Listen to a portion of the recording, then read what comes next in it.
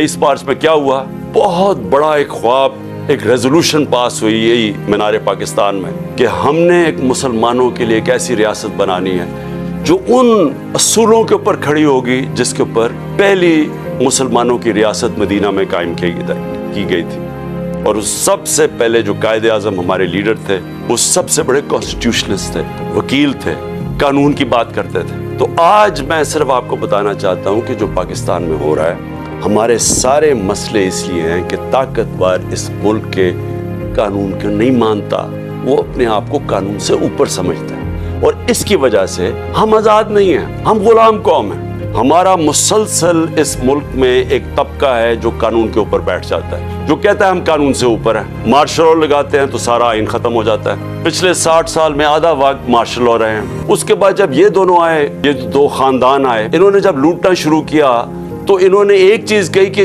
सबको पकड़ लो लेकिन हमें ना पकड़ो, क्योंकि हम कानून के ऊपर हैं। यहाँ आदत पड़ गई है पिछले 60 साल में कि अगर मैं ताकतवर हूं तो मैं कानून के ऊपर हूं, मुझे किसी की जरूरत है पकड़ने की। जो पाकिस्तान में हो रहा है, मैं सिर्फ आपको समझाना चाहता हूं कि जिस मुल्क के अंदर कानून की हुक्मरानी होती है वहां ऐसी चीजें नहीं हो सकती।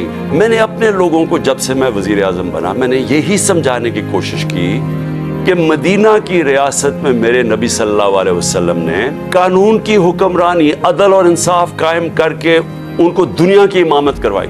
जो बुनियाद रखी थी रियासत की, वो अदल और इंसाफ पे रखी थी। तो ये याद रखें कि जो हकीकी आज़ादी है, एक तो अंग्रेजों से हमने आज़ादी ली, अपने होते हुए यहाँ हैं पाकिस्तानी ऊपर, लेकिन हम गुलाम हैं। आज़ाद कौम वो होती है जिधर कानून की हुक्मरानी होती है, रूल ऑफ लॉ होता है।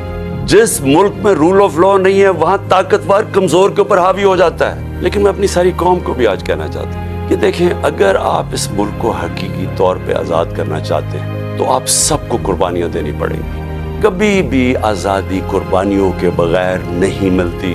जो छोटा सा तबका कब्जा करके बैठ जाता है, चाहे वो बैरूनी ताकत हो, चाहे आपके अपने कब्जा ग्रुप हो जो ऊपर बैठ गए हैं, अगर आपका किसी का ख्याल है कि ये जो कब्जा ग्रुप आराम से छोड़ के चला जाएगा, गलत फहमी में ना रहे। आज़ादी के लिए कुर्बानी और जदोजहद देनी पड़ती है। देखें, ये खौफ जो है ना, ये फैलाया जा रहा है, ये लोगों को पकड़ धकड़ और ये और वो और जलील करने की कोशिश कर रहे हैं, ये अपने आप को जलील कर रहे हैं। आपने किसी ने इससे खौफजदा होके अपनी आज़ादी की तहरीक से पीछे नहीं हटना, क्योंकि ऐसा मौका शायद आए ना, ये तहरीक उधर पहुंचेगी जिधर हम अपने आप को ऐसे एक वो पाकिस्तान बनेगा जिधर हमें कोई खौफ नहीं होगा कि हमारे ऊपर कोई जुल्म कर सके।